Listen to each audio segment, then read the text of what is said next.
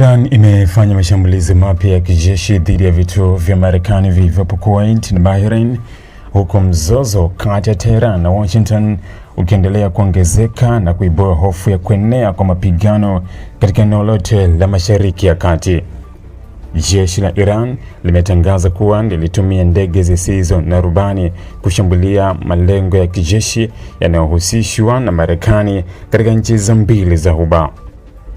Taarifa hiyo ilitangazwa na televisheni ya taifa ya Iran ikisema mashambulizi hayo yalikuwa sehemu ya majibu ya kijeshi baada ya Marekani kufanya mashambulizi dhidi ya maeneo mbalimbali ndani ya Iran usiku wa kuamkia hii leo Julai 16 mwaka 2026.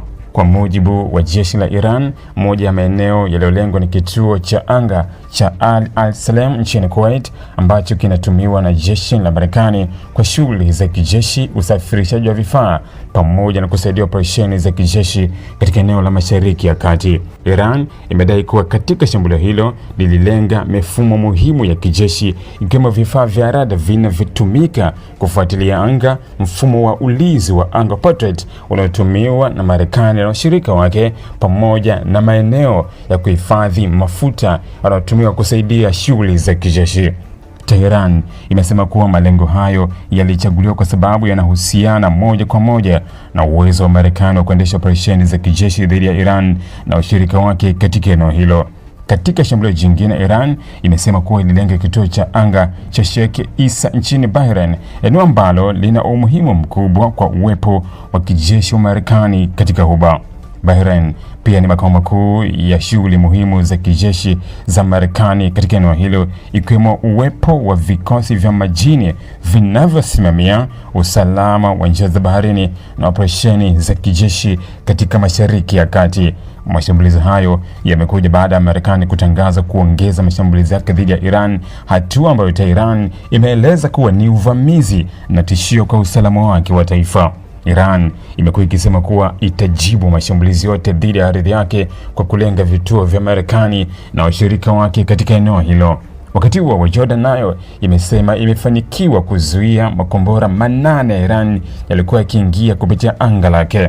Shirika la habari la Jordan limeripoti kuwa mifumo ya ulinzi wa anga ya nchi hiyo ilitumika kuzuia tishio hilo. Hatua ya Jordan kuingilia kati inaonyesha changamoto kubwa zinazokabili nchi za eneo hilo ambazo zimejikuta katikati ya mvutano kati ya Iran na Marekani. Jordan imekuwa ikisema mara kwa mara kuwa haitaki eneo lake litumike kama uwanja wa mapambano kati ya mataifa yenye nguvu. Mashambulizi haya yanaongeza wasiwasi kuhusu uwezekano wa mzozo huo kuingia katika hatua mpya, hasa kutokana na ukweli kwamba Marekani ina vituo vingi vya kijeshi katika nchi za Ghuba kama Kuwait, Bahrain, Qatar na Umoja wa Falme za Kiarabu. Wataalamu wa masuala ya kijeshi wanaonya kuwa kuendelea kwa mashambulizi dhidi ya vituo vya Marekani katika eneo hilo kunaweza kusababisha Marekani kuongeza majibu yake ya kijeshi, jambo ambalo linaweza kusababisha mzunguko mkubwa zaidi wa mashambulizi kati ya pande hizo mbili. Mbali na athari za kijeshi, mzozo huo unaweza pia kuathiri uchumi wa dunia kutokana na umuhimu wa eneo la Ghuba katika usafirishaji wa nishati. Mlango wa bahari wa Hormuz ni njia muhimu inayopitisha sehemu kubwa ya mafuta yanayosafirishwa duniani. Tayari umeonekana kuwa eneo lenye mvutano mkubwa kutokana na mapigano yanayoendelea. Hadi sasa kuna taarifa rasmi kutoka Marekani, Kuwait, Bahrain kuhusu kiwango cha uharibifu uliosababishwa na mashambulizi hayo, idadi ya watu walioathirika na kama mifumo ya ulinzi wa anga ilifanikiwa kuyazuia baadhi ya mashambulizi hayo.